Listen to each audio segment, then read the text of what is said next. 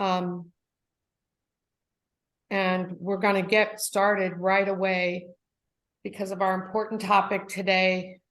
Thank you so much for joining us and wanting to come and learn and grow in terms of caring science. Dee, yes, my friend, please introduce well, our speaker. good afternoon, everyone, and I'm so pleased to introduce Dr. Marlene Smith. She is a Professor Dean Emerita and Director of the Ann Boykin Institute for the Advancement of Caring in Nursing at FAU. And also she served as the FAU Dean for 8 years and Eminent Scholar for 15 years.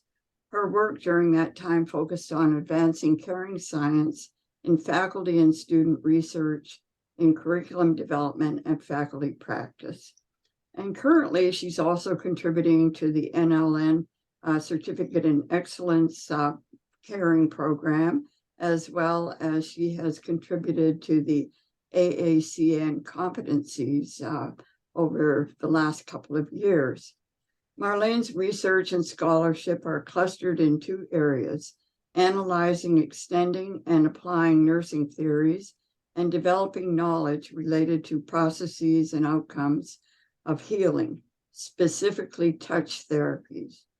Marlene is known for her scholarship related to the intersection between unitary and caring sciences and the development of a middle range theory of unitary caring, which she will be presenting today.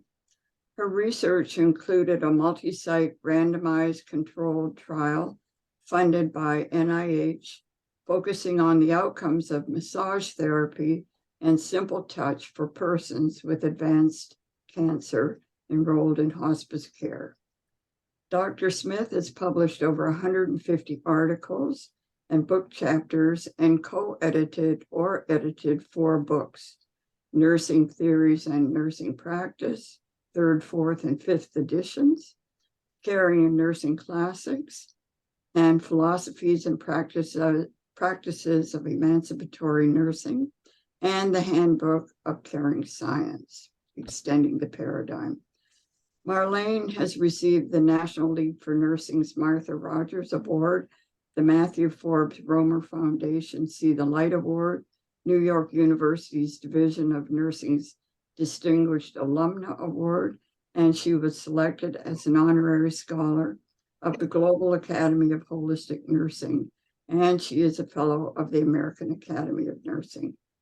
She has been a visiting scholar in several different countries and is a voluntary professor at the University of Tennessee Health Sciences Center, College of Nursing. Marlene is certified as an advanced holistic nurse and health and wellness coach, and has completed certificate programs in a variety of caring healing practices, such as aromatherapy, Reiki, therapeutic touch, high touch, Jinshin, imagery, and music, and she has integrated these into her practice.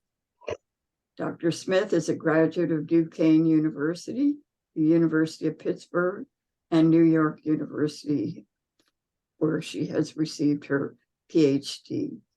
She has held faculty positions at Duquesne, at Pennsylvania State, at La Roche College, and the University of Colorado School of Nursing, where she was director of the master's program and associate dean for academic affairs. Currently, Marlene is president of the Society of Rogerian Scholars and serves on the boards of the International Association for Human Caring and the Margaret A. Newman Center for Nursing Theory. I wish now to present to you our wonderful faculty and board member, former dean, Dr. Marlene Smith, who will be presenting on unitary caring science and theory. Thank you so much, Dee. And I am really happy to be here with all of you today and be able to share the work that I've done over, I figured 20 years, I think, maybe even 25 years that I've been working on it. So as you know, this kind of work and theories don't just happen and then sit on a shelf. There's a lot of evolution and work that happens in the refinement of them as well. So that's what I'd like to share with you today. I know that we're all excited about our Owls going to the Final Four. That's so exciting. Exciting game, wasn't it? And besides that, it's spring, and there's always that hope of new beginnings. And I would like to share a poem with you that one of our board members on the Anne Boykin Institute composed, and I'm going to go to it now, share my screen and find it. Let's see.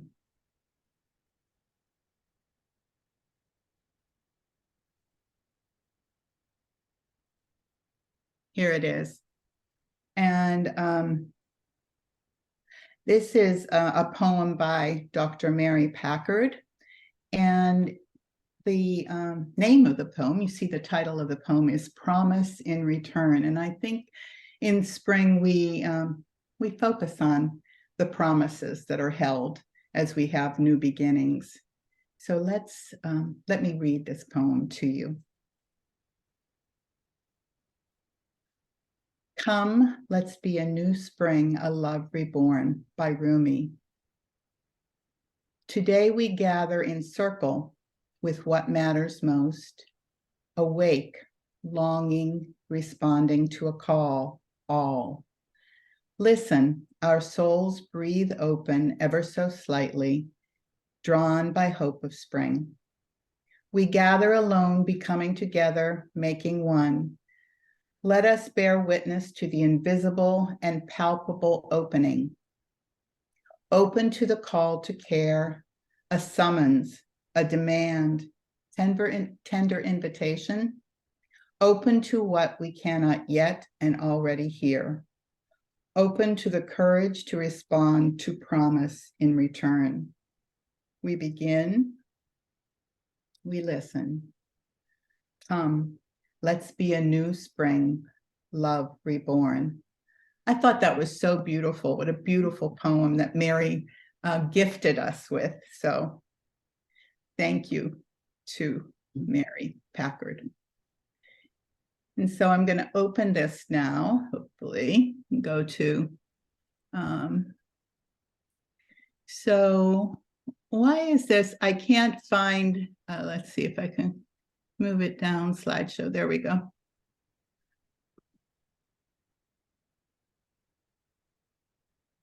All right, here we are. Okay, so this quote that you see here is from Jean Watson. And it says that caring and love are the most universal, tremendous, and mysterious cosmic forces. They comprise the primal and universal source of energy. And this idea inspired me in my own work to think about caring and love as powerful energy for healing. As nurses, we carry this power and energy like a torch into our relationships, and the possibilities are awesome. So exploring this mystery led me into studying caring, and it first surfaced as a question in me about how do we practice in a way that really unleashes this power, this energy of caring and love. And so this was the purpose of that I had in developing this middle range theory of unitary caring.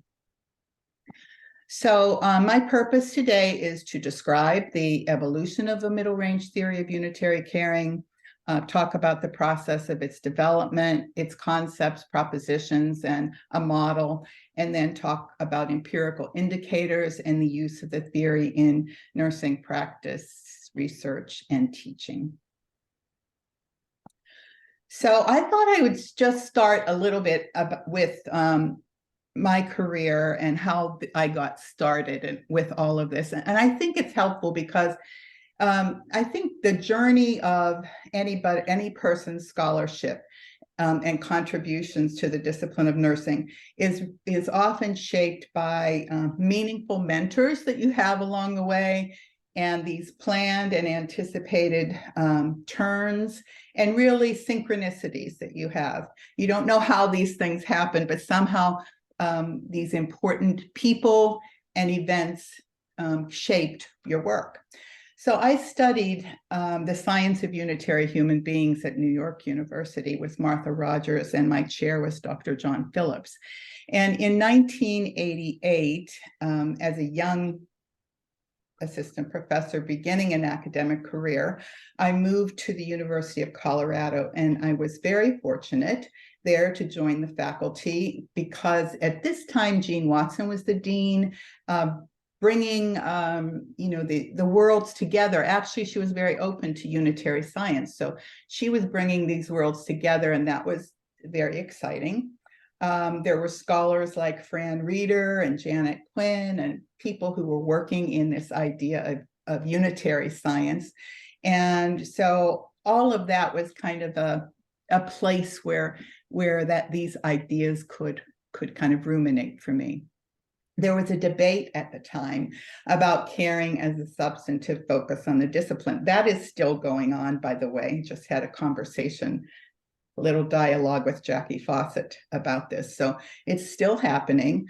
Martha Rogers was vocal in her belief that nursing was not, or caring was not an essential focus of nursing. And Margaret Newman, however, came out in 1991 with a statement that nursing is the study of caring in the human health experience. So that article was really something that was really a seminal, important article because it was, she was a leading scholar in nursing, not really a caring scholar, but she really identified caring as essential to the focus of the discipline. In 2006, I left University of Colorado and I joined the wonderful faculty at Florida Atlantic University, Christine E. Lynn College of Nursing, as Associate Dean when Ann Boykin was Dean. And of course, I'm in that environment where I'm learning and growing so much in my understanding of caring science. And here we're in a whole environment, a whole college that embraces caring as the central focus of the discipline and built a structure around caring science that remains today. So those are my, how I was at a place where these wonderful things were happening. So how did the theory itself form? Well, I was getting steeped in caring science, as I said, at University of Colorado. And I had a sabbatical. And so during that sabbatical, I was able to study with Margaret Newman and also Richard Cowling. Richard Cowling has done a lot of writing on the centrality of appreciation and appreciative inquiry. So I had spent some time with him during my sabbatical. And so I decided to address the critique of caring in the nursing literature. And I argued that, like all concepts, the meaning of caring really comes from the theory in which it's situated. So, caring has different definitions, different meanings, depending on the perspective from which it's viewed. So, if we looked at, for example, Orum's meaning of caring, it would be very different than, let's say, Watson's or Boykin and Schoenhofer's. So it all depends on where it's situated, as I said. So here, let's start with the focus of the discipline of nursing. I talked about the first definition that was from Newman, Simon, Corcoran, Perry in 1991. And I, even in 1994, kind of shifted a little bit and said that nursing is the study of unitary or human environment, health, and healing through caring. And then I did a study in 2019 on 50 years of publications on nursing's meta paradigm, were the focus of the discipline. And in the analysis of all of those articles and chapters, there were 4 major themes that came out. One was human wholeness, human environment health interrelationships, health as well-being or well-becoming. In other words, something that was beyond the idea of functioning or high-level wellness or absence of disease. It was really rooted in this subjective sense of well-being, or I'm using Philip's extension of that as well-becoming and caring, of course. So this actually comes from Smith and Lear's book, Middle Range Theories in Nursing, and it's a chapter that I wrote. So it's my attempt to give a structure to the discipline and where the meta paradigm and paradigms and grand theories, middle range theories, and situation specific or practice theories fit in this structure, right? So disciplines have theories, and they're at different levels. So the more abstract are the conceptual models and the grand theories. Of course, we have three paradigms here that have been articulated by Newman, Simon, Corcoran, Perry in their article. And then under the grand theories, there are middle range theories, and middle range theories can grow from paradigms themselves, or they can come under grand theories. And then there are also practice level theories. I called them practice traditions that are theoretical, or research traditions as well. So the idea here is that I know people often ask me about, well, how is this different from unitary caring science? Jean Watson's latest book is Unitary Caring Science. And unitary caring science is a grand theory. So it's perhaps even a paradigm, where a middle range theory of unitary caring that I'm talking about is down the ladder of abstraction. So it's different in that way. So what I was trying to do was bring together two different bodies of knowledge. So unitary, science of unitary human beings, and caring science in the creation of this theory that describes the nature of caring within a unitary worldview.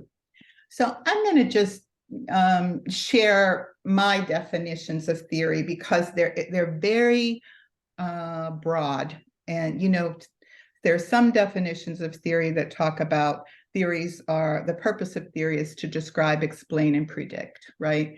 But this theory, these definitions by both Watson and Chin are broader. Theory is an imaginative grouping of knowledge, ideas, and experience that are represented symbolically and seek to illuminate a given phenomenon. That's Watson. Or Chin, theory is a creative and rigorous structuring of ideas that projects a tentative, purposeful, and systematic view of phenomena. And I'm sharing that just so you know what my perspective is when I'm talking about what a theory is. Okay, so I again talked to you a little bit about this earlier, that my belief in this comes from actually John Paley's work on concepts. And he just says that concepts are theoretical niches. Again, they get their meaning from where they're situated, or the niches in which they, you know, where they are within theories. And so I started there in trying to begin this study of caring and the science of unitary human beings, asking the question, you know, what does caring look like within this particular theory?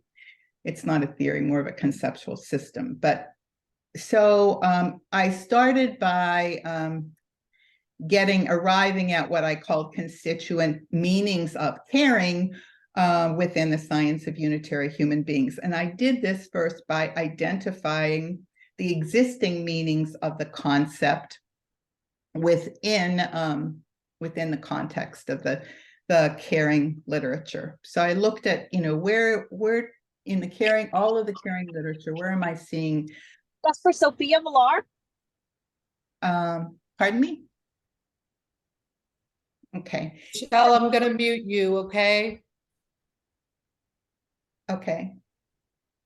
and then looked for concepts with already in the science of unitary human beings that were related to caring.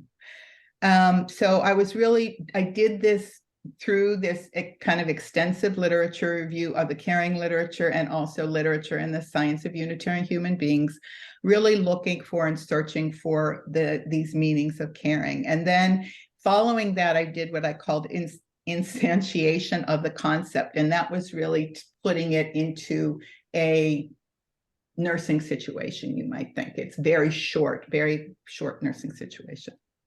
Okay, so next, where are we? Yes. Okay, so I started with these questions. What is caring within the science of unitary human beings, or what's the quality of being in mutual process that in general is referred to as caring? So that's like just a beginning question that I started with. So the next thing was, and I didn't start with these assumptions, but this is where I am now with the assumptions that kind of ground the theory. And, if there are abstract, and they might be difficult to understand if you aren't somebody who's been reading and studying the science of unitary human beings. So I know that. And they're down to 4 now. I think I've been reducing them over time. As I said, theories change over time. But here are the assumptions, and they come right after Rogers. And let's see. The first one is the human beings are pan-dimensional energy fields, integral in a mutual process of patterning with pan-dimensional environment and energy fields. So this assumption reflects Rogers' 4 postulates of energy fields, openness, pattern, and pan-dimensionality, and the homeodynamic principles also. So unitary caring is based on this assumption that there's this irreducible wholeness and inseparability of human and environment that is boundaryless. Human environment energy fields are recognizable by patterns, and the manifestations of these patterns identify their uniqueness. The energy fields are dynamic, transformative, and actualized potentials.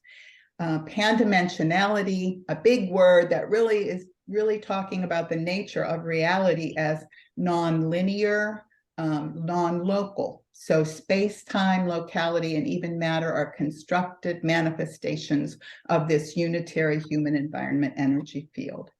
The homeodynamic principle of helicity is that continuous and innovative, unpredictable, increasing diversity of human environmental field patterns. So it just means there's always this changing, growing diversity and unpredictability. And then that resonancy is this shifting of energy fields from lower to higher frequency patterning. So based on the assumptions of the science of unitary human beings, there really is no causality and only infinite possibilities. So the second one that you see there is that assumption is that human beings knowingly participate in unitary patterning of their well-becoming. And Elizabeth Barrett, described the power of knowing participation in change as characterized by awareness, choice, freedom to act intentionally, and involvement in creating change, so that persons can exercise this power while engaging in any kind of activity or goal. Well-becoming, this word that I used, is a word coined by John Phillips to capture more authentically the dynamism that's missing in words like health and well-being, could be missing, let's say, so that it kind of counters the idea that health is static or well-being is static, just that it's always changing. And then the third one is that consciousness is the pan-dimensional awareness or knowing and being of the human environment energy fields. And Newman refers to consciousness as the information capacity of the human environment energy field. the universe and all its manifestations possess consciousness. Consciousness as this pan-dimensional awareness expands. And while consciousness is often assigned only to humans, all manifestations of the environmental field are conscious. The universe has consciousness. So Newman describes love as a quality of what she calls absolute consciousness, the all-knowing and loving creative energy or consciousness of the universe. The final assumption is that caring is a quality of consciousness and a way of participating knowingly in human environmental field patterning, through which wholeness is affirmed, diversity is appreciated, emergent possibilities are potentiated, and well-becoming is nurtured. So caring consciousness is exercising this power of knowing participation in change for well-becoming. It's a quality of knowing and being that manifests love, appreciation, and hope, resonating in pan-dimensional awareness of well-becoming. So the nature of caring from a unitary perspective is elaborated in the concepts of the theory. Okay, so now I'm going to go over, there are 5 concepts of the middle range theory of unitary caring. The first one is manifesting intention. Manifesting intention has been defined, or I defined it as creating, holding, and expressing thoughts, images, feelings, beliefs, desires, will, purpose, and actions that affirm possibilities for well-becoming. And I have here that it's the power of intentions in patterning. So intentions, whether one is fully aware of them or not, are powerful in this human environmental field patterning. They are real as any concrete actions, so like anything we're doing, speaking, writing, touching, taking action with somebody we're caring with.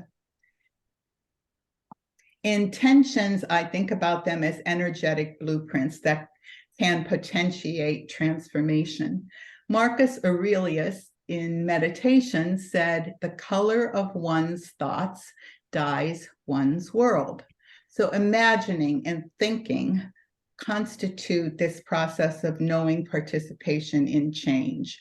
From a unitary perspective, there is no reality out there apart from our engagement, our integral engagement with it. There's no environmental field independent of human beings, for example. When considering intentionality in this way, we realize that human beings participate in the construction of form, space, and time. There's no assumption of causing any outcome, but instead, through our way of being, we participate in patterning possibilities. So, David Bohm talked about the concept of the holographic universe consisting of implicate and explicate orders of reality. And that can offer some understanding of this concept. So the implicate order is really the unseen order. And he looks at the implicate. He has this image of a iceberg. So the implicate order is most of the iceberg, which is underneath, and right at the top where we see the ice coming out of the ocean, that's the explicate order. That's the scene, right? That's what we experience through our senses, let's say. So this implicate order is this primary unseen, this pan-dimensional reality, but the explicate is that which is accessible to our senses. It's our constructed perception of reality. And caring is engaging with both orders of reality. It's both holding intentions through our affirmations and images, and also expressing them through our actions. And unitary caring is patterning the field to support the emergence of well-becoming through awareness of the power of one's consciousness. What we hold in our heart matters. So manifesting intention is awareness of what we're holding in our hearts. and committing to being a sacred space. This space is characterized by reverence, commitment, authenticity, concern, and presence in engaging in any nursing encounter. And when we consider the concept of manifesting intention, the nurse becomes the healing environment. Unitary caring is being aware and taking responsibility for the consciousness that one brings to the nursing situation. So the next concept is appreciating pattern, and it is defined as valuing the other as unique and whole, celebrating diversity and seeking to understand the person without trying to change him or her, and appreciating with awe the infinite variation of human life. Richard Cowling defined unitary pattern appreciation as a praxis method focused on discovery in the service of knowing wholeness and essence. So this is one of those concepts when I talked to you about how the theory was formed. Cowling's pattern appreciation was a concept that I thought fit perfectly in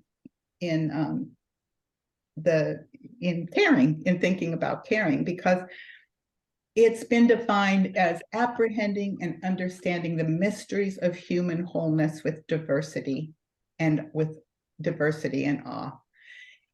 And energy field pattern is not visible in itself, so we don't see maybe energy field patterns. However, the manifestation of the pattern we do experience. The manifestations of the pattern are experiences, our perceptions, and our expressions and meanings. And these can be appreciated through our attention, our really sensitive attention and exploration of these manifestations.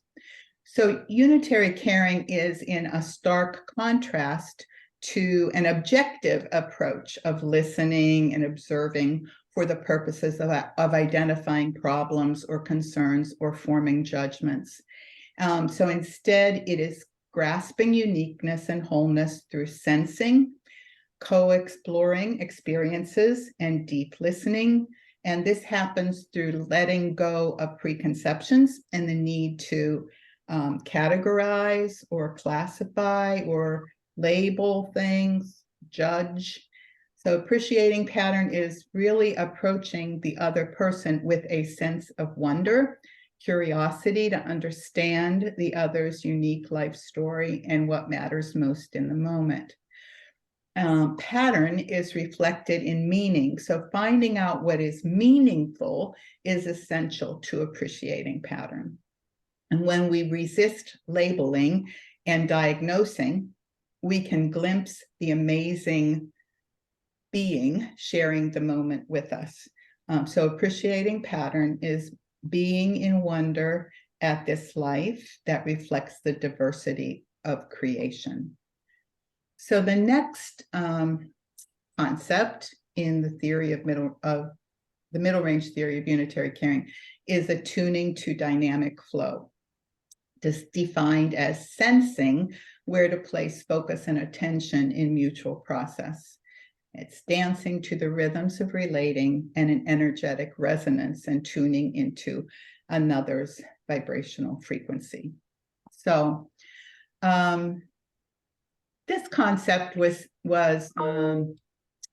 created from caring in unitary literature and included expressions of caring that people talked about, like, attuning to the subtleties that you sense when you're with somebody in the moment, and just being sensitive to cues that you get from another, detecting the others, where that person is at, in the moment.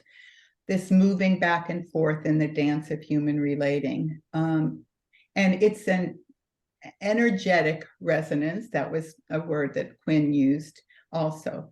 So unitary caring is about tuning into and resonating with another's vibrational frequency. And similarly, Newman describes this phenomenon as resonance, whereby spontaneous intuitive insights and feelings arise when you're present with another. So it's attuning to the dynamic flow that occurs during this presence. Attuning to dynamic flow is a heightened sensitivity to the rhythmic patterning of relating. And through this attuning, there's awareness of when and how to move, be still, speak, be silent, laugh, cry, touch, or withdraw. So caring is seeking understanding by being with rather than directing, advising, prescribing. And it's going into the relationship without any agenda, without any bag of tricks, but really trusting in the transformative power of presence. The next concept is experiencing the infinite. And it's defined as pan-dimensional awareness of coextensiveness with the universe occurring in the context of human relating. It's transcending the physical material world bound in space-time. So experiencing the infinite is experiencing an expanded sense of self, including transcendent qualities. Watson calls it a caring occasion. She talks about it as spiritual union where persons transcend self, time, and space. Also experiencing the nurse-person relationship as sacred and holy. And Newman refers to caring as the highest form of knowing. So through caring, there are limitless possibilities.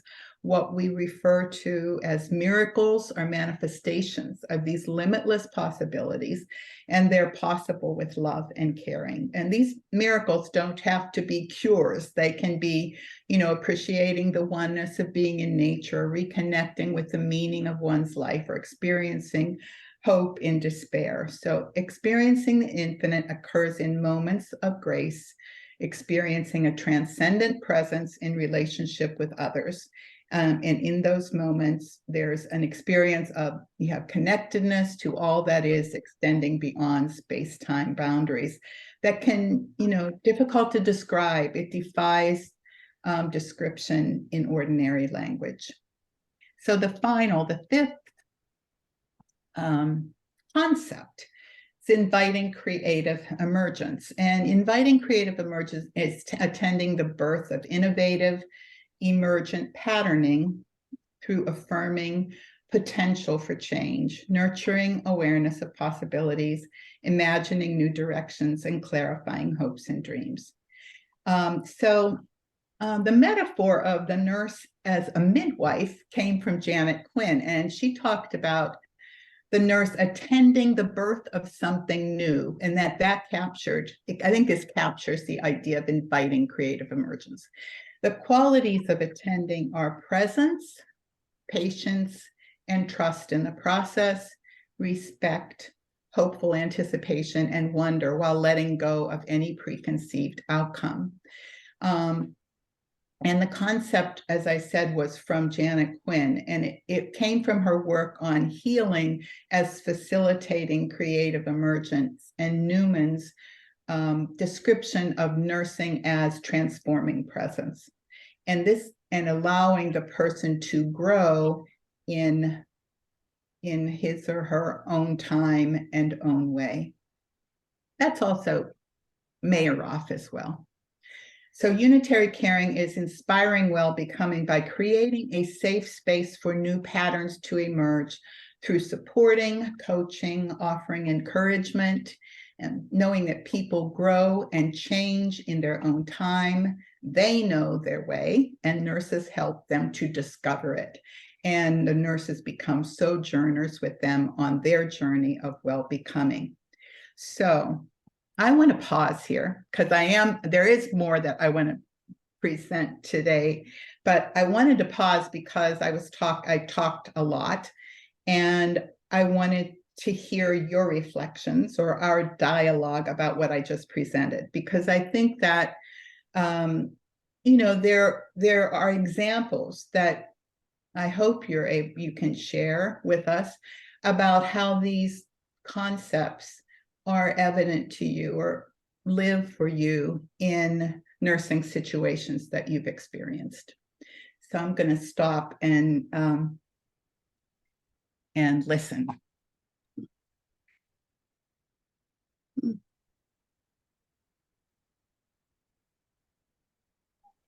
Hi, Dr. Smith. Hello. Thank you so much for that presentation. Very informative. I'm one of those people who got confused between this and the unitary caring science. Yes, yes. Can you review that one more time for me? I feel like I'm still missing key differences. Sure, absolutely. So Gene Watson's theory of unitary caring, well, yeah, I would call it a grand theory of unitary caring science. And she just recently published that, probably in 2018, the book came out, Unitary Caring Science. She's been moving in that direction for a while, but came to articulate it in that way. But it's bigger, within unitary care, within her idea of unitary caring science comes certainly this view of this, human environment openness and mutual process and all of those ideas that I kind of reflected on in the assumptions. But also she has the 10 Caritas processes, for example, that are part of that grand theory. She has, the caring occasion. She has other concepts within this unitary caring science. But this theory of unitary caring, a middle range theory, it was the beginnings of it, the concepts that I just shared with you, published, 1999, right? So earlier, as I said, I probably have been working on it for about 25 years. So while I'm not saying mine came before Jean's, I think Jean was working on that, and we had published a paper together in 2002 on this idea of the trans-theoretical discourse between unitary care, between the science of unitary human beings and her transpersonal theory of caring. So I'm saying those ideas were there, germinating, but she moved to kind of name her theory is now called the theory of unitary caring science. I don't know if I'm being clear, but it's at a more abstract, I guess, a broader level. It's what I say is a grand theory, and this is down the ladder of abstraction to more of a middle range theory. So does that help, Cassandra? A bit. So I'm thinking that Gene Watson's theory is more I understand it's more abstract. So yours kind of bring it down to an application level. Like how can it be applied in certain settings or kind of Yeah, I think hers is broader. That would be I would say hers is broader, covers more ground, maybe, encompasses more phenomena, maybe than what's covered in this theory of this middle range theory. I think people do. The reason I'm kind of not saying that, I think many take Watson's theory and are guided by it in practice. So I don't think it's not that it can't. Her theory is definitely used in practice. Marlene, Yeah. as you all are talking, I'm just reminded of what I would call the old-fashioned understanding of theories of levels of theory, and thinking of okay, this is an Oremian concept, that a grand theory encompasses any and all instances of nursing. A middle range theory encompasses a certain range of nursing situations, and a practice theory is more specific than that. So from that perspective,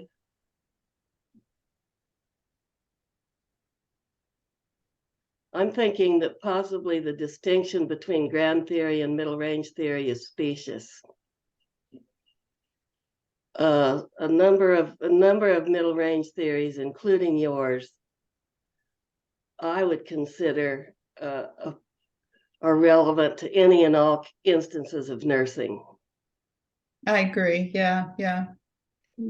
Yeah, it's a good point, and Cassandra's question kind of calls us to reflect on those levels, doesn't it? And really how we have defined them. I do see Jean's theory as broader, more encompassing, more ideas, more concepts, and in fact, she kind of puts this middle range theory under her umbrella, as something that she uses under unitary caring science. She refers to it, but I guess, yeah, that's how I would look at it, but yeah. Thank you so much. Okay. Just to go back to Cassandra half a second, I think to understand deeply, one needs to perhaps study the evolutionary pattern, if you will, of Watson's thinking from way back when it came out of psychology to where it is now. And you can see those differences and see those transitions. Absolutely. I agree with you, Sabina. If you go back to that first book in 1979, it's barely recognizable to her ideas today. So it's changed so much. So Raquel, you have your hand up. Good afternoon. I'm enjoying this presentation. I'm currently doing the advanced holistic program. Can you hear me well? I can. Yes, and it brought me back to something I just did as you were talking about the patterning and that relationship with the person and so on. We're doing awareness practices as we go along in the program, and we had to present an awareness practice. I wrote one and then I presented it with one of my peers. I didn't have to, but I wanted to do it that way. And then I asked her to tell me what was going through her mind, and I tried painting it, and this is what came out. I don't know if you can see it. Oh my goodness. I can't see it. It's beautiful. Yeah. Yeah. So I was trying to paint what she was going through as she went through the awareness practice. And all that you said just brought it back to me, and I said, oh, let me go get my project to share. Yeah, that is beautiful, Raquel. Yeah, so that I don't remember all your words, but all that connecting with the person. Kind of pan-dimensional awareness, she's describing to you and you're interpreting it in aesthetic knowing, you're grasping the words and presenting it in through art, what you heard. Yeah. Beautiful. Thank you for sharing that. Thank you. Okay. All right. If there are no other comments, then I'm going to finish up. That's okay. I'll go back sharing this. Okay. So, all right. So I did form propositions and the propositions are statements, and the purpose of the statements were to try to define and clarify and synthesize ideas into, the ideas that I just talked about.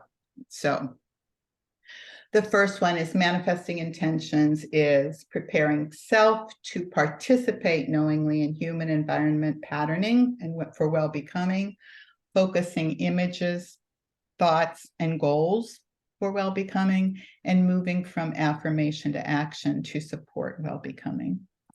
And appreciating pattern is grasping wholeness.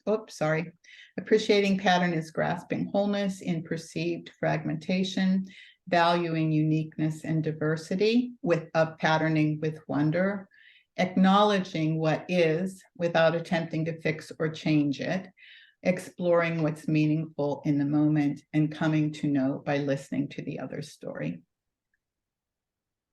Attuning to dynamic flow is being truly present in the flow of relating, attending to the subtleties of meaning, synchronizing rhythms of self with other, trusting intuition in mutual process. Experiencing the infinite is acknowledging the sacred in human relating, affirming limitless possibilities, igniting hope in despair, and embracing pan-dimensional awareness. And inviting creative emergence is honoring the unique timing, pace, and direction of change, calling attention to possibilities and potentialities hidden from view, inspiring new patterning to emerge in the moment, supporting decisions based on values, and trusting in the wisdom of knowing one's own way.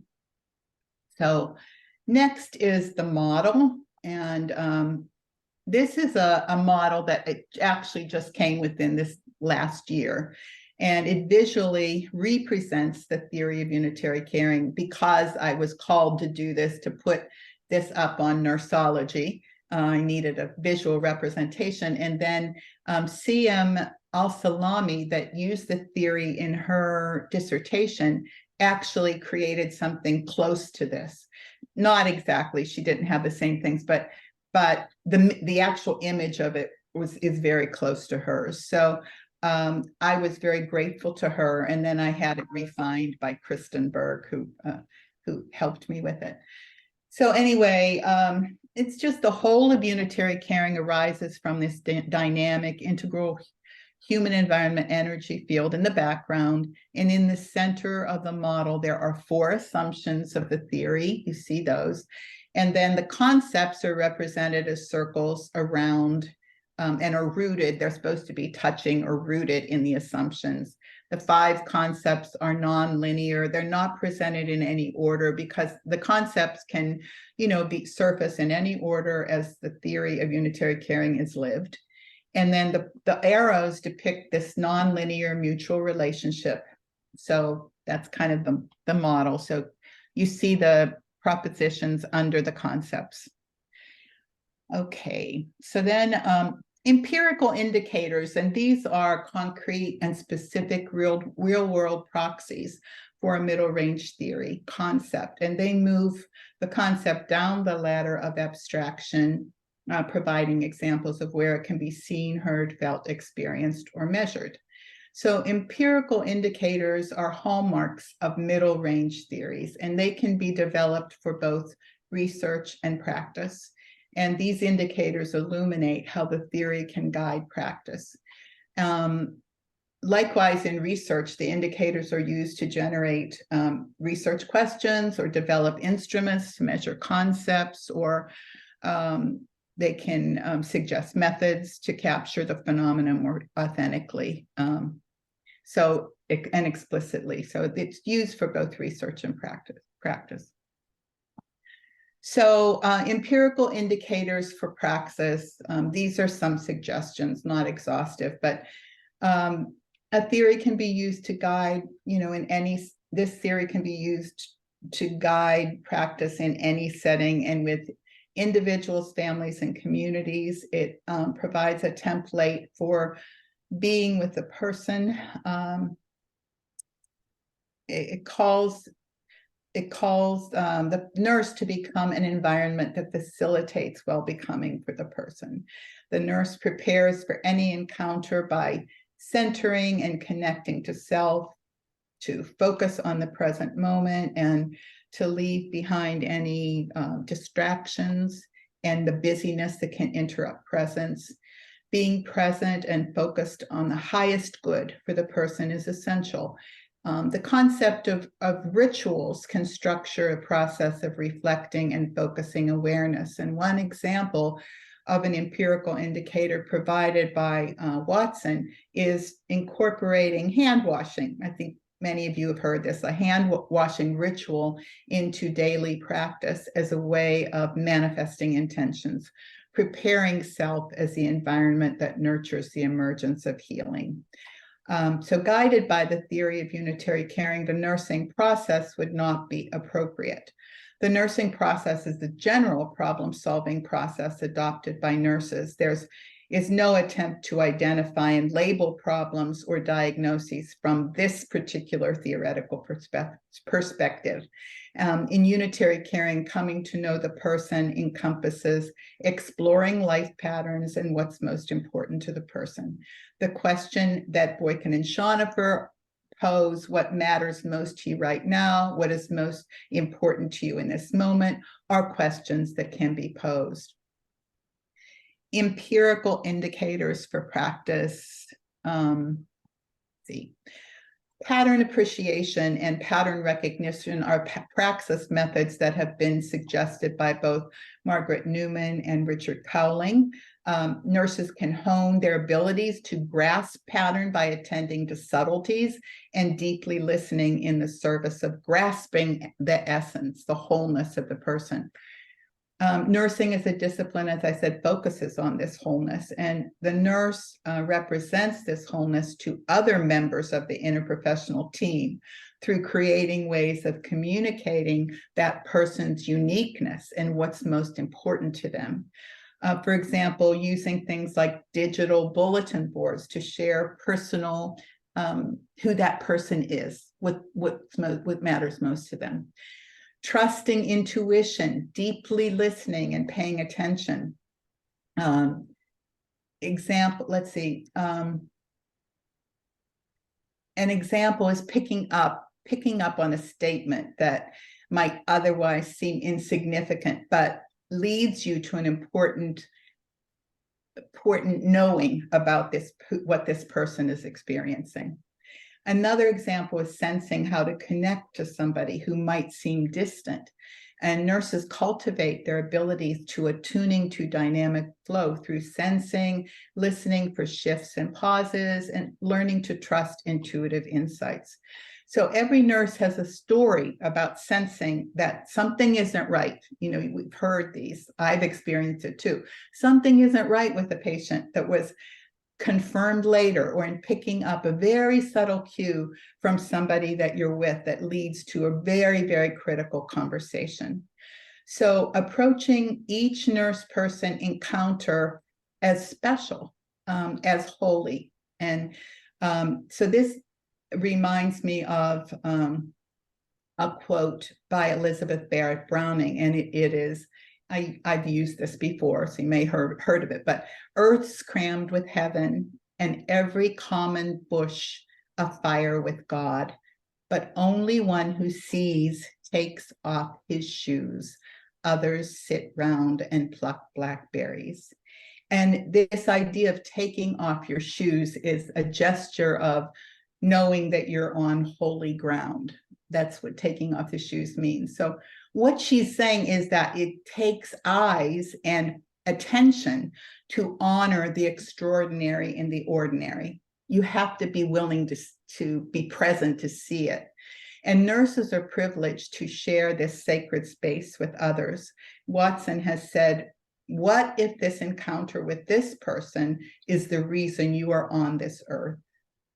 Honoring these moments can happen through sharing these experiences with others, like we often do in this circle, for example.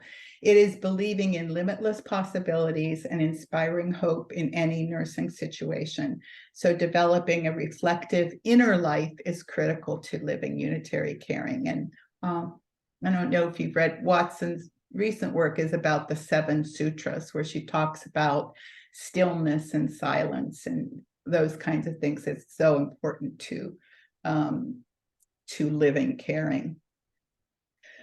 It's also supporting others in making choices and during life transitions or living with a particular chronic illness. And it's evident when nurses are engaged with somebody to make lifestyle changes, or in hospice care as a nurse plans to address what's most important to families. So these things are evident in many different situations that we could describe. And that's some empirical indicators for practice. So what about research? Well, these are some research questions that can be considered, but there are many others. Practices like centering or setting intentions or affirmations, prayer, meditation, these kinds of things can be used in various designs and methods to investigate, how do these practices affect healing outcomes? Studying if a meditation practice can mediate symptoms of PTSD among veterans could be a question that could be framed within the theory of unitary caring, or investigating if implementation of a centering hand-washing ritual might improve patient safety or patient satisfaction. So there's already research related to pattern appreciation. Talked to you about Cowling's research, and he developed his own praxis method where practitioners and the researcher engages with participant clients to explore their patterning, and then it's represented aesthetically. And similarly, in Newman's praxis method, practitioners explore meaningful persons and events for the purpose of pattern recognition and choice making. So it can be, there are definitely opportunities for taking unitary caring as the lens through which you study phenomena that you're interested in. Okay. I'm going to just talk a little bit about the actual use of the theory or the pragmatics. How has this theory informed research, practice, and nursing education? First of all, research. While there are research studies that have adopted an overall unitary caring science perspective, several have explicitly used the middle range theory of unitary caring to guide their research. Two of these studies were in a large clinical trial called the REST, Reducing End-of-Life Symptoms with Touch study. And one of those studies was investigating the experience of persons receiving touch at end of life. The second one was on the experience of providing touch at the end of life. So those two studies, one is already published, and the second one is accepted for publication in Visions and Advances in Nursing Science. So they both used a unitary caring theory as the lens through which to examine the findings. 3 other studies used the theory of unitary caring to frame their exploration of human-animal connections and health. And the first was a quasi-experimental study of the effects of equine-assisted psychotherapy on mindfulness, self-reflection, insight, and psychological well-being in veterans. And that was completed by Dr. Carol Reeve, a graduate of our PhD program in 2019. And she, a sample of 18 veteran participants from a riding center who had mental health concerns and or diagnoses were enrolled in the study as participants. And the dependent variables of mindfulness, self-reflection, insight, and well-being were linked theoretically to the concepts of unitary caring.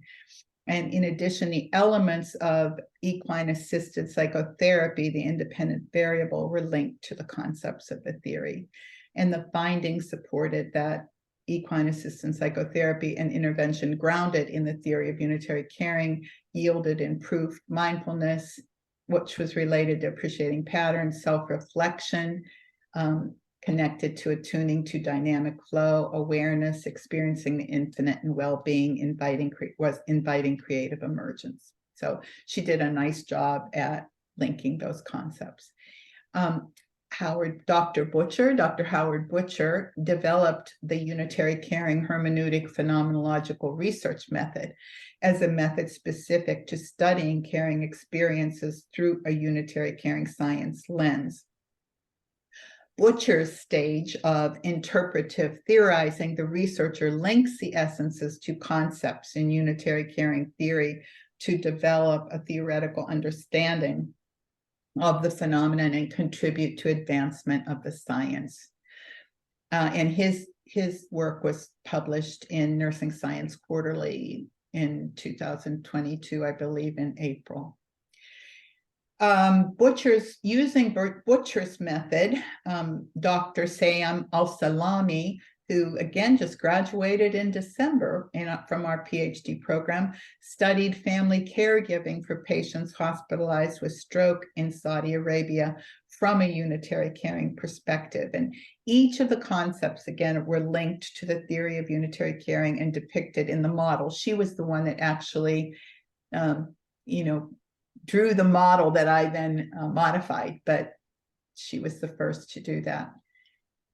And then Dr. Marla Mygat, who recently defended her dissertation on equine assisted learning experiences through a unitary caring perspective. And the purpose of this study was to describe adolescent experiences of participating in this EAL program, and unitary caring was the theoretical perspective guiding the interpretation of her findings. And she also used Butcher's unitary caring science research method. So the use of the theory in practice. So it's really difficult to figure out how this middle range theory explicitly has been used in practice, because it resides, as we were just talking, within this broader unitary caring science framework that has very wide appeal and applications across the world. The middle range theory has been cited explicitly in work describing unitary caring, describing the unitary caring science model. And the theory has application in any setting, as I said, with any age group and population. So because it explicates a way of living caring, it is by its nature translated to practice. So it doesn't need any practice model or guide in particularly, but you'll see later that I tried to do this. The theory has been used as a model for palliative care practice. Sean Reed published an article on using it in his palliative care practice as a clinical nurse specialist.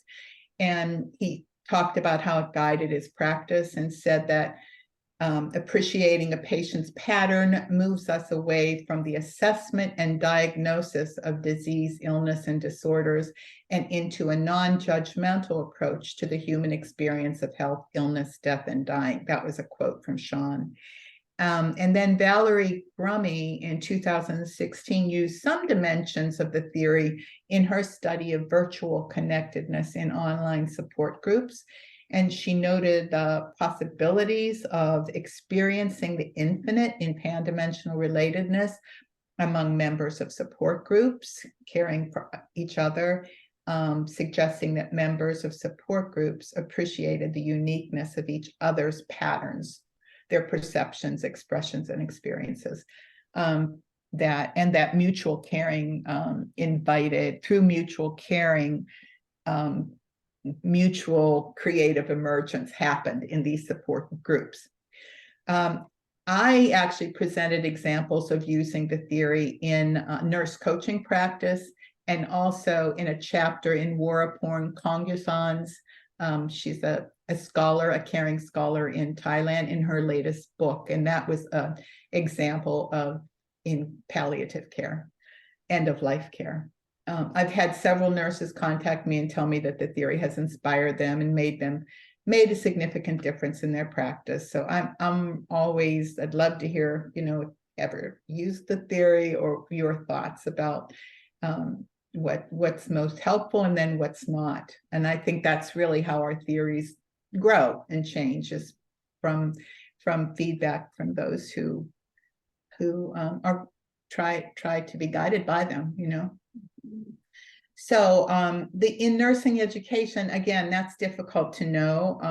I think the theory has been, there are many nursing programs with a caring perspective, and this is perhaps one of the caring theories that could be integrated. I think it has been taught here, for example. Another, St. Thomas University in Houston, Texas. I was there as consulting, and they built a foundation on unitary caring.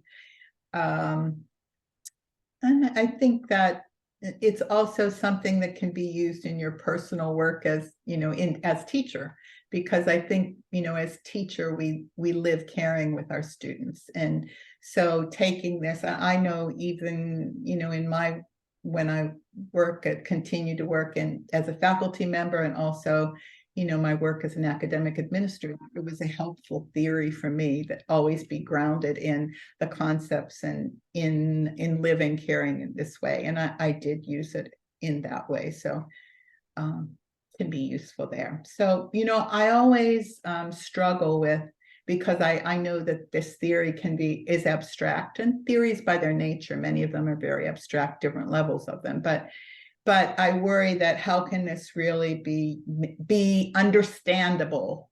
How can be accessible to practicing nurses, to students trying to struggle with what does this all mean? And so it's not that what I'm going to show you stands alone, but I do think that it can be really helpful. But I'd love to hear your reaction to this. So this is what I came up with, and it's kind of an acronym, CARES.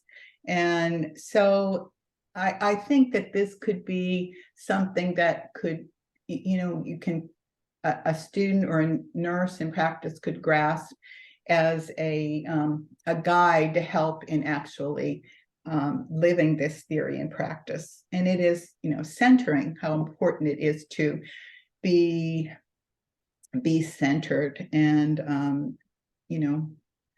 hold those intentions for the well-being of another, and then putting on that lens of appreciating wholeness, of not judging or going in with labels, but instead trying to grasp the uniqueness and wholeness of the person. So that's appreciating.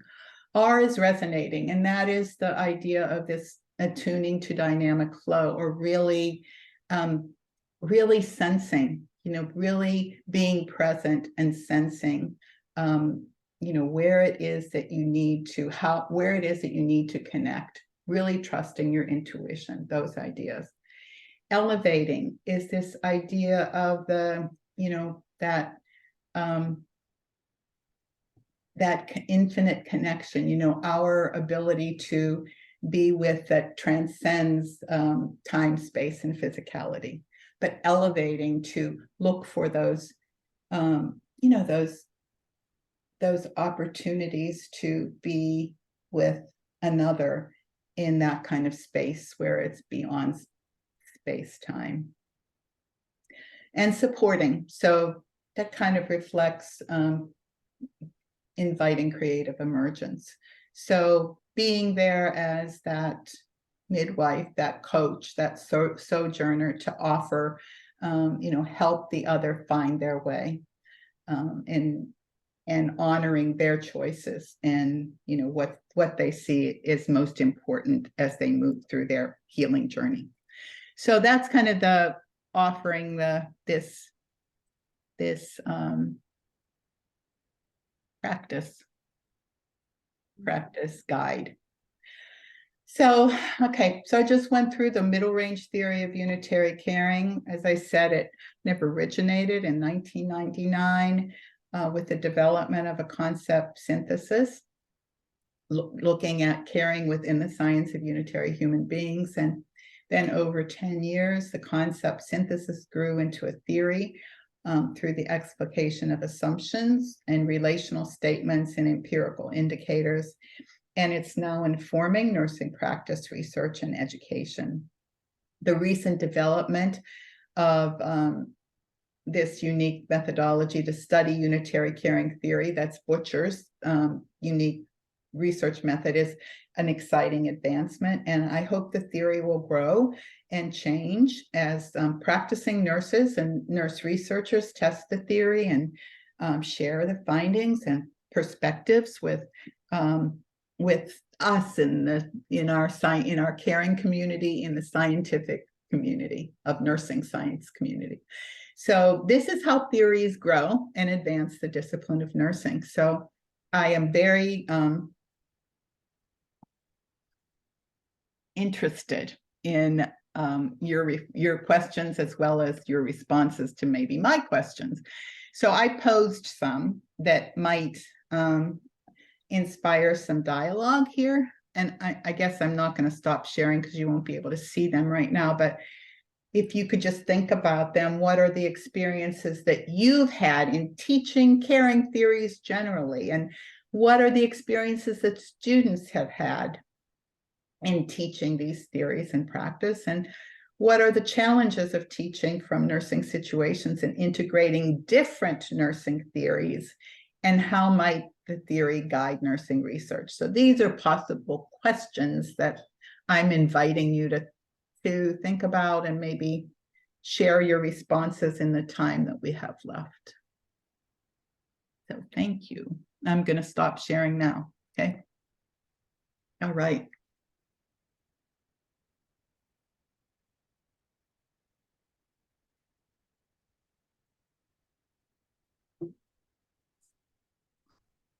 Raquel has her hand up. Raquel Raquel, is that a new hand or was that from before? It's a new hand. Oh, okay. All right. I thought maybe you didn't take it down. No, I had put it up before your questions came, but it's a new hand. You were talking about the patterning and EMEA Cares acronym at the end. Yes. And how we can apply to students. I know that when I was in the lab with the students and they're preparing to go to their first clinical assignment in the hospital, wherever they go for their first clinical assignment, and they asked, what are some tips? One of the things I always told them was, wash your hands. I didn't even realize that Jean Watson had that as a thing. I tell them, when you get nervous, wash your hands again. When in doubt, wash your hands. And it gives you a moment to pause and think about what you're going to do next, and so on. And then another thing I did with them in the lab was a few groups, I had them doing the Wonder Woman pose, because many times they came into lab so nervous because each week they're pretty much learning a new skill and they have to be building upon their skills and practicing. But they came in very nervous. And when I learned about the Wonder Woman pose, they say it promotes confidence because of the stance. And so I would have them at the beginning of lab each week, I'd have them doing the Wonder Woman pose. Or if we were doing checkoffs and they came in very nervous, I said, okay, take a moment and do the Wonder Woman pose. Some of them didn't like doing it, but at least a couple of them came back and said, oh, thank you so much. It helped me a great deal to reduce my nervousness and perform better and so on. I love those examples, but you have to show me the Wonder Woman pose. Oh my I'm serious. I don't know what it is. Ah, okay. Hey. So standing with their feet about I don't know how many, 12 to 18 inches apart, I guess, and hands akimbo on their hip and their head up.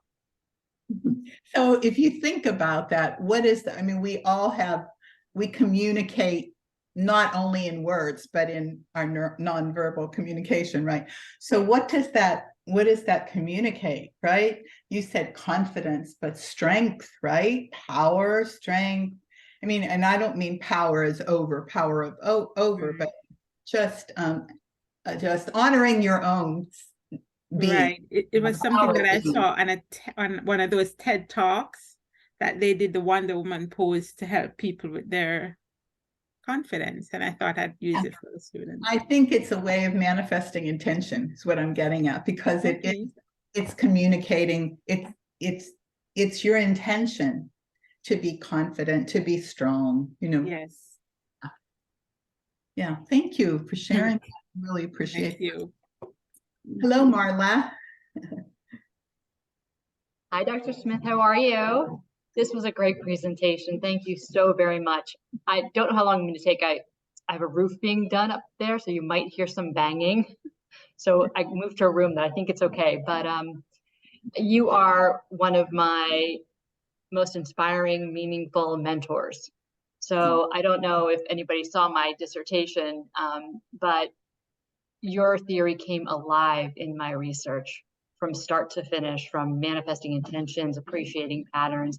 It just evolved and it was just such a flowing way of being. You know, I watched in the adolescents as they went through their equine assisted learning programs, and they evolved from, they actually manifested their intentions and they moved through understanding and appreciating patterns.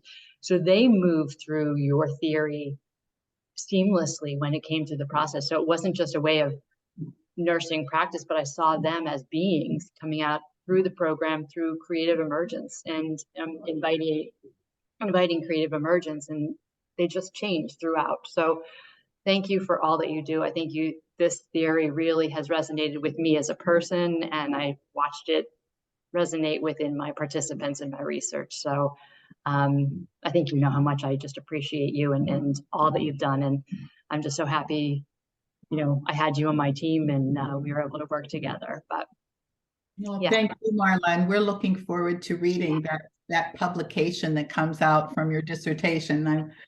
I want everybody to be able to read it if they didn't actually see your presentation. Yeah. It's been really interesting. It's been fascinating in the equine world and just being able to share that and some of the things we've learned and how much it really mirrors a lot of what's being practiced, you know, going back to nature and awareness and spiritual. It's fascinating. So thank you for all that you do. Truly appreciate it. That's what I want to say. Thank you. Ida. Hi, Dr. Smith and all.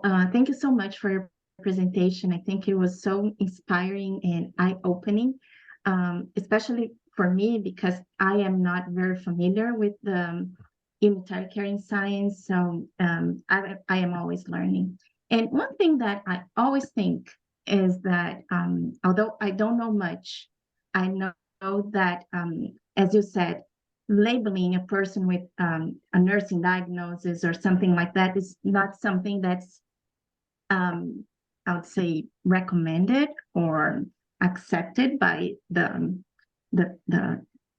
theory how it is. But I've had some conversations with Dr. Dorothy Jones, and we discussed that nursing diagnoses are really patterns of how health manifests and not only health, but life processes and the human experience as well. So coming from this perspective, I don't know if it would be acceptable to use nursing diagnosis within your theory. And I was also thinking about that because you used some examples of measuring healing outcomes. And in some ways, thinking with the mind of nursing classifications, those healing outcomes are also labels. So I would like to hear you more about that. Yeah, thank you for that question because you're right on about it. So I think that, you know, I think there has been some discussion about, and, you know, Dr. Butcher has also been, we've had discussions about that, about patterning being, nursing diagnosis being identifying patterning, you know, labeling patterning. And I think that those are, I don't know that we label others in that way. I think maybe it's a language that's used in nursing practice. Maybe it's a language used in nursing practice. But I guess my biggest point about this is that we don't go into a situation labeling, and it's not even nursing diagnosis that is so prevalent in the labeling, it's medical diagnoses that are so prevalent in labeling those that we're caring with, that we don't. So I'm very open to listening to that and understanding it more from your perspective. You're right on about the outcomes, though, because there's always that tension in Rogerian science about outcomes not really fitting, because there isn't, we're really not looking at causality. There is no causality. There's this unpredictability as a concept. But I've done research, in that way, and I've done it with kind of identifying and laying out that is a weakness, that it is. I've also written about outcomes in the science of unitary human beings and how to look at them different, how you might look at them differently. But yeah, very, very astute observations and questions. And I think there are things that, the outcomes issue is it is a problem. It is a problem, but it's how can you frame what you learned from those outcomes in a way that reflects the acausality in the system, I would say. Yeah. Thank you. Yeah. Sabina. Well, referring to what Hida asked, and that's the key question, isn't it? Yeah. I think you hit it on the head when you said, don't go into the nursing situation with that perspective. It's my perspective that we can come out of the nursing situation and translate the caring between into those outcomes. We can connect them to those written, nursing diagnoses, but those ideas don't function within the nursing situation itself. I think that's a wonderful way to put it. Yeah, it is, because you're not going to go in with the diagnosis. You're not going to go in and into the nursing situation, as you said, with that lens of finding the diagnosis or labeling the diagnosis. But,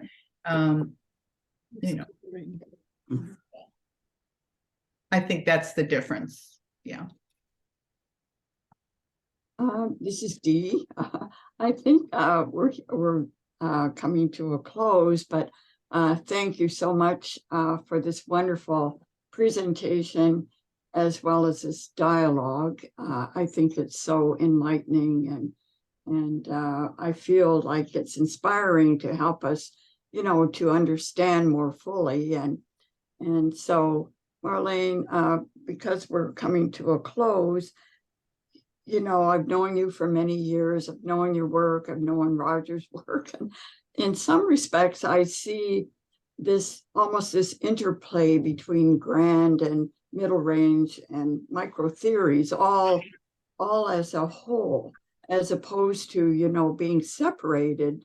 So I just, maybe it's something for you to think about, as you move forward with your research. But just in the way in which you presented today, I see that unitary science, a Rogerian perspective, and then I see the middle range perspective. I see the caring as a universal, but also as a middle range. And then I see the specificity of your work within the context of research, practice, especially, and also education. So I was thinking it's more of an integrative perspective on the concept of theory as a whole. That's a good point. That's a good point, Dee. Yeah. Yeah. I was trying to think, actually, when I was presenting those, the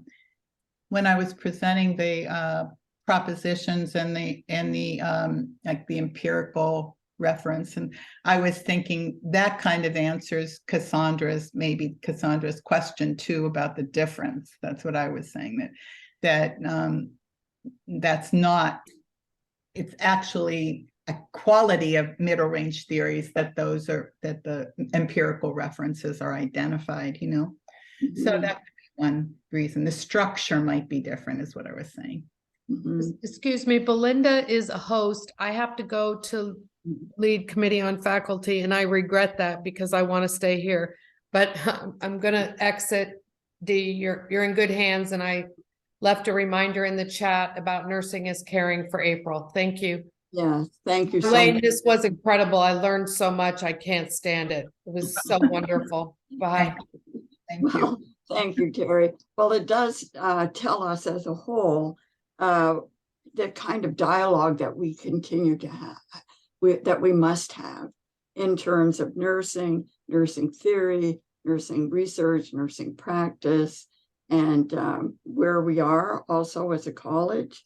And so because we're moving past the 2:30 timeframe, I hope that we continue this dialogue. And of course, next month, we will have Doctors Boykin and Schoenhofer present their theory of nursing as caring. And we invite everyone to participate with that. And we're looking forward to that. Again, another grand theoretical dialogue, like the dialogue itself. So thank you again, Marlene, for this wonderful presentation. And from ideas that are presented in the chat, we've gotten so much positive feedback about your presentation as one of the best that we've ever had. And so again, it's so enlightening and inspiring to all of us. So thank you again, everyone, for being here. And we look forward to having you again next month on the 24th of April. Thank you very much. Again, Marlene, thank you very much. Thanks, Marlene. Thank you.